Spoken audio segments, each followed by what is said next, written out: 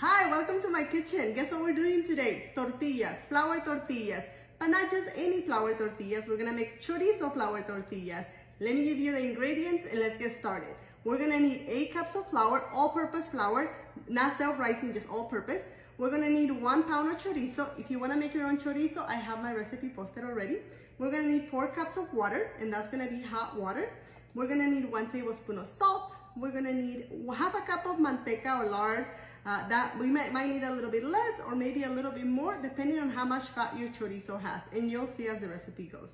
We're gonna have some extra flour that is gonna help us extend our tortillas when we're rolling them out, and you'll see what I'm talking about. But let's get started, come on. We're gonna start by sauteing our chorizo. Make sure the saute cook really well. Then we're gonna add our Crisco, butter, oil, whatever you end up using. I ended up using half a cup of Crisco. I wanna make sure that I have about a cup of this paste that I'm making with the chorizo. You're gonna let it cool down, bring it to a blender, and then make that paste. So I'm gonna add the tablespoon of salt to the 8 cups of flour. The extra flour I'm gonna save for later, and then to this I'm gonna add my paste, and I'm gonna ensure that I incorporate all the paste really well. I don't like to waste anything, so I'm actually gonna add a little bit of water to my blender as well to get the extra paste that I have in there. But first I'm gonna incorporate this really well into the into the flour until I see this consistency right here. It's like a grainy sandy consistency. Then we're gonna start adding the water. Like I said, I'm gonna use the one that I had in my blender first to get the extra chorizo out of there, and then I'm gonna add the rest of the water. Remember I said I have 4 cups of warm water. I ended up using 3.5. The reason why probably is because I had the chorizo is a little bit more liquidy than if I just added Crisco or butter. And so 3.5 cups of hot warm water. You can add room temperature, but I like warm water for tortillas. I think it just gives you softer tortillas. So if you can't work with the warm water, you can also add room temperature. Just don't add cold water. We're gonna have this consistency right here that is very sticky, so you're gonna want to add a little bit of flour every now and then to your hands, a couple tablespoons maybe, just to help you keep kneading the dough. You don't have to add flour to the dough. You just add flour to your hands so the dough doesn't keep sticking to your hands, and continue to knead it.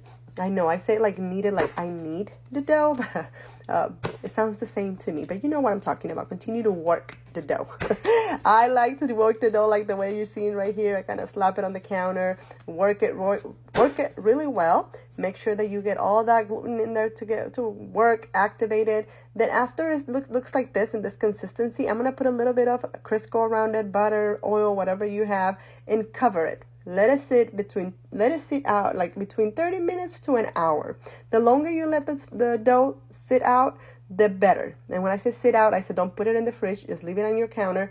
30 minutes to an hour. I let mine rest for an hour, and it's perfect. It's so soft. Look at that air bubble in there. It's so beautiful. It's perfect. So we're gonna form our testales. The little balls in here are the testales. I am going to add a little bit of Crisco on top of them just so that they don't dry out. So I first put it in my hands and then just spread it all over the testales, and then cover them with plastic. I don't want the air to start drying them out as I'm making my tortillas. I'm gonna dip the tortillas in that extra flour that we had on the side, just a little bit. You don't need a lot of flour. You don't want your tortillas to be like floury. And then we're gonna start rolling the tortillas. If you want to learn how to make your tortillas round, I recommend that you follow me. I do tortilla classes of all kinds, and we do tortilla classes at least once or twice a month on Fridays. So please give me a follow if you want to learn how to make tortillas. We make plenty and different kinds of tortillas, like our bacon tortillas, bean tortillas. These are my chorizo tortillas. I have the hatch chile verde tortillas coming up, so stay tuned. But for now, this is what we're doing. We're gonna make sure that these tortillas are super soft, and you can see there's like, I don't know if you guys can see in here, but there's like chorizo, and you can see the little chunks, the little specks of the chorizo. But they cook really beautiful. They're perfect for like bean and cheese burritos. I don't know, potatoes rancheros, papa rancheras, I should say. It's delicious. You don't need baking powder for this recipe. I know you're gonna start asking, no baking powder, but you can add baking powder if you like. I didn't add any baking powder, and they became super fluffy and beautiful. Here's the end result. Hope you make them. Enjoy. Bye.